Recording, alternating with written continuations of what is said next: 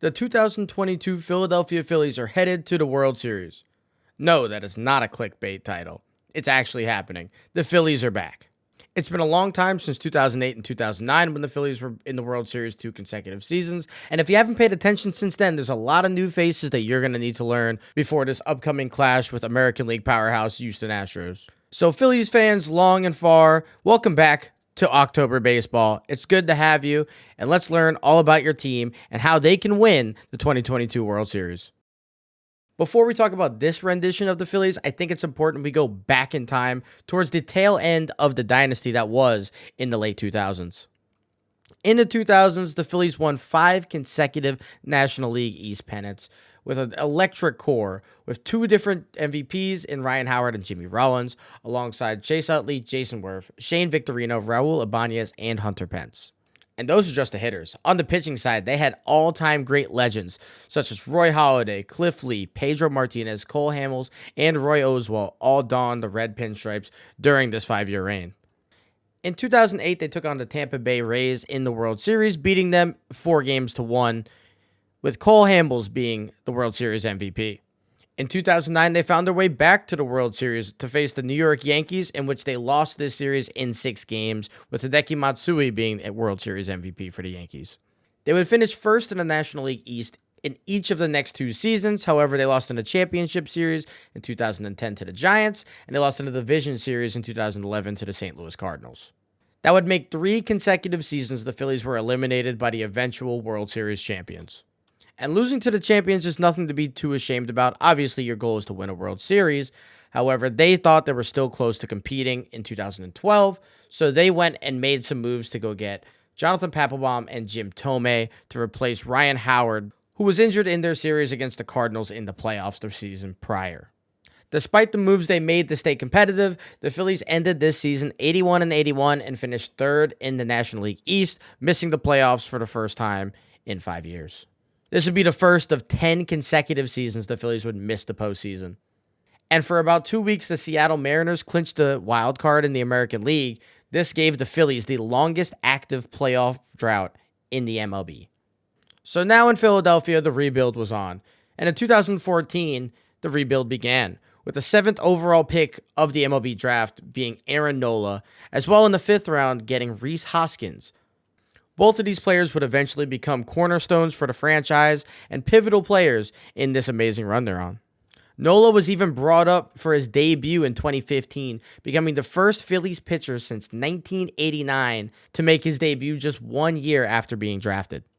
In 2018, Ranger Suarez, Sir Anthony Dominguez, and Zach Eflin also would join the squad. However, 2019 is when all the momentum changed in Philly. After 7 consecutive seasons of being sub 500, they wanted to make a run to try and be relevant again. So in 2019, with Gabe Kapler entering his 2nd year as manager, they went and made 2 big trades and 1 big free agent signing. They went and got JT Realmuto from the Miami Marlins and Jean Segura from the Seattle Mariners. Then they really went all in. They went and signed Bryce Harper, one of the biggest free agents the game has ever seen.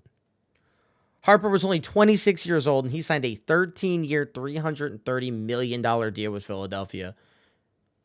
This deal was not only the richest in Phillies and MLB history, but also the richest sports deal in all of North American sports when it happened.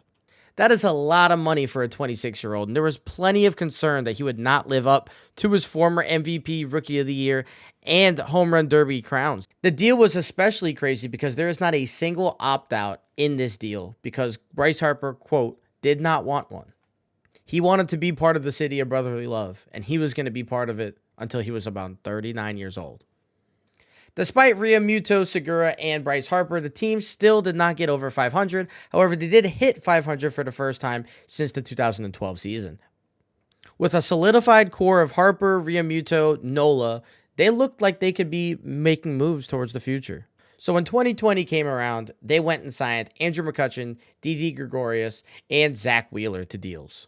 However, these 2 seasons did not go as they expected, and in 2020 they finished again under 500, although it was a shortened season. And in 2021 they finished just 2 games over 500. Despite all the money they had poured into this team, they were still not winning. There were plenty of reasons you could point at towards this team not winning. Their defense was easily the worst in all of Major League Baseball, and their bullpen was just horrific, to put it plainly. In 2020, their bullpen had a 7 ERA as a unit, and in 2021, they led the league with 34 blown saves.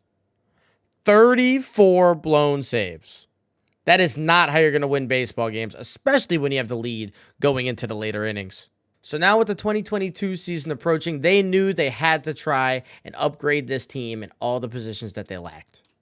They were going to lose Hector Neris to free agency to the Houston Astros, so they had to replace him. They went and got Corey Knebel and Jose Alvarado to fill out the back end of the bullpen. And then they signed two of the biggest sluggers that were on the market in Kyle Schwarber and Nick Castellanos. Both Schwarber and Castellanos would sign to about $20 million a year salaries, Schwarber being for 4 years and Castellanos being for 5. The Phillies now had $140 million of yearly salary allocated to just 7 players on the roster. That's about as win now as I've ever heard. But just like in previous years, the season started and the team was up to a 22-29 start. Not at all where they wanted to be at this point in the season. So it was time to make a change, and Joe Girardi was the change. He was fired at this point in the season, making Rob Thompson the new interim manager of the squad. Immediately following this firing, the team went on a 9-game win streak, one of the largest in team history. You blinked and all of a sudden, from 7 games under 500, the Phillies were now 39-36. However, when you're in the middle of the second longest active playoff drought, things just don't go your way. And this time, Bryce Harper got hurt. In a game versus the San Diego Padres, Harper was hit by a pitch and fractured his left thumb. He was set to be sidelined for 6 to 8 weeks, and as the All-Star game approached and the halfway point of the season, the Phillies were 8.5 games behind the Mets, and winning the division did not seem overly possible. However, there was a third introduced wildcard spot brand new to this 2022 season. With the Mets and the Braves seemingly either going to win the division and the other going to get the first wildcard spot, it became a 3-team race towards the end of the season between the Padres, Brewers, and Phillies. Only 2 of those 3 teams would get those spots, and it was up to the trade deadline to really make a move to try and get the push into the postseason. Some of the holes they had by this point in the year was outfield defense, with Bryce Harper not being out there. Another left-handed bat was much needed, and they went and got Brandon Marsh and Noah Syndergaard in a deal with the LA Angels. This also covered a really important 4th starter spot that they were kind of lacking, with a pretty significant drop-off after Ranger Suarez, since Kyle Gibson was having a disappointing season. They also went and got veteran David Robertson as a relief pitcher. Robertson was one of the best bullpen trade options on the market, and the Phillies were able to get these deals done without giving up any major prospects that fit into their win-now scheme. Now, as we all know, the MLB season is a long grind, and as well or as poorly as you might play sometimes, it's important to thank some of the other teams for doing just a little bit worse so that you can make your dreams come true. And this would not be a proper 2022 Phillies video without us thanking the Milwaukee Brewers. Going into the trade deadline, the Brewers had a 3-game lead on the NL Central, and it felt like they were cruising. They were hitting a lot of home runs, they were closing out games, and they have an amazing starting staff. However, they made a real head-scratcher in trading their best reliever, left-hander Josh Hader, and sent him to rival in this year's wildcard race, the San Diego Padres.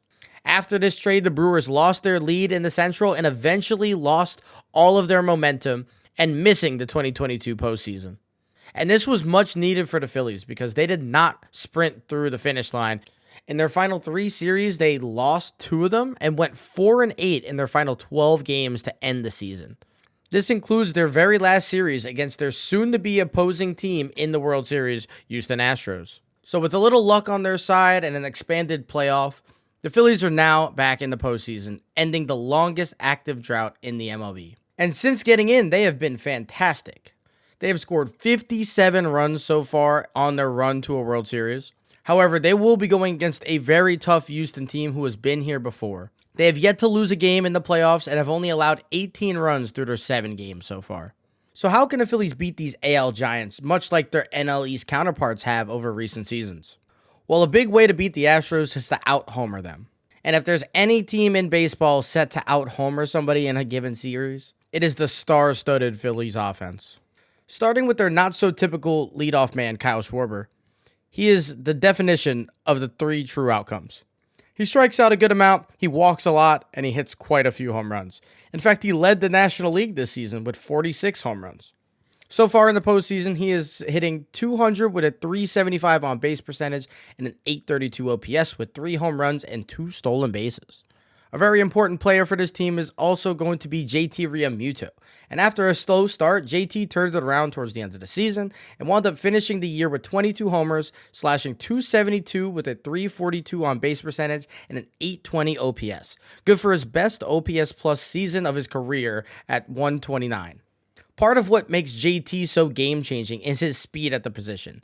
Catchers typically are not very fast in the modern era, and they especially don't hit very well. That's what makes JT such a hot commodity. He does both of those things extremely well, like the slash line I mentioned earlier, and he stole 21 bases this season, and even had an inside-the-park home run against the Braves in the National League Division Series.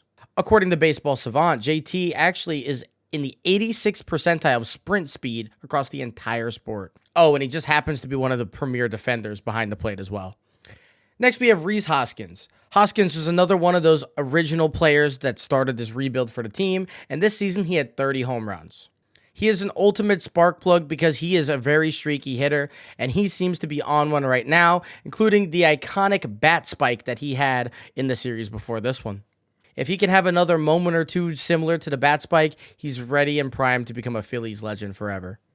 Jean Segura isn't the sexiest name on this roster. Unless you're very into denim, then maybe he is the sexiest name on this roster. He doesn't hit for a whole lot of power, he doesn't hit for a whole lot of contact, but he's a pretty good spark plug and he's an energizer on this team. When things are going right, he's the first one to congratulate, and when things are going wrong, he's the first to help his teammates up. Hustle players like this cause mayhem and get really into teams' heads come playoff time. And even though it's unlikely he'll have a big playoff home run, he'll likely have a big hit or two in a situation that'll keep turning the lineup over. Nick Castellanos is one of the more confusing players on this team because he was brought in to be a focal point of the offense, and it hasn't quite been there in his time in Philly so far. This season, his slash line was .263, .305, and .389, and that is by no means a terrible slash line, but when you're brought in to be a power hitter and you have a .389 slugging percentage with only 13 home runs in 136 games, that is not quite what they expected when they gave you a 5-year, $100 million deal. However, as we all know, Nick Castellanos has a flair for the dramatic and has always been a timely hitter, if that's what you want to call it. Hopefully we see him have a deep drive to left center field in this World Series. And of course, the main offensive weapon for the Phillies is going to be Bryce Harper. Bryce Harper is still the reigning National League MVP and is now the current 2022 NLCS MVP. He has done some heavy lifting for the Phillies this playoff so far, slashing .419, .444 with a .907 slugging percentage and a .1.351 OPS. So far, he has 5 home runs, including a 2-run bomb to give them the lead in the series-clinching game against the Padres. And if they're going to have any chance, Bryce is going to have to continue playing at an MVP level to take down the big bad Astros. The pitching for this squad is nothing to scoff at either, with 2 true number 1 aces in the rotation, with Aaron Nola, who's going to be pitching in Game 1, and Zach Wheeler. Nola had an incredible year despite what the win-loss record might indicate. He led all of baseball's pitchers with a 6.3 F-WAR, and he had a 44% ground ball rate, 10.32 K per 9, 1.27 ball per 9, a 3.25 ERA, and a 2.58 FIP, making him one of the absolute best pitchers in all of baseball this season. Coming into the 2022 season, Zach Wheeler was widely recognized as the ace of the staff, especially after his dominant second-place Cy Young season that he had last year. And although it was a slight step back from his 2021 season, he still ended the year with a 2.83 ERA, 2.89 FIP, 1.039 WHIP, and 163 strikeouts. Behind those two, you have Ranger Suarez, who has been a very solid number 3 for them all year, as well as Noah Syndergaard, who has plenty of playoff experience. In the bullpen, the real horse has been Sir Anthony Dominguez. In his 5 postseason appearances, he has allowed just 2 hits and 6.2 innings of work, striking out 13 of the 22 batters he's faced, and not issuing a single walk. Absolutely dominant. If the other relief arms in David Robertson, Jose Alvarado, Andrew Bellotti, and Brad Hand can give even somewhat quality innings, this team absolutely has the chance for the upset. So, Phillies fans, how are we feeling about this series? It's been a long time coming, and welcome back to October Baseball. 2008's ring feels like an eternity ago, but this team might be the team of destiny. Only time will tell how this season will end, but it'll absolutely be a ride that you'll all remember forever. We all hope this is a World Series for the ages, and I'm happy you're here to soak it all in.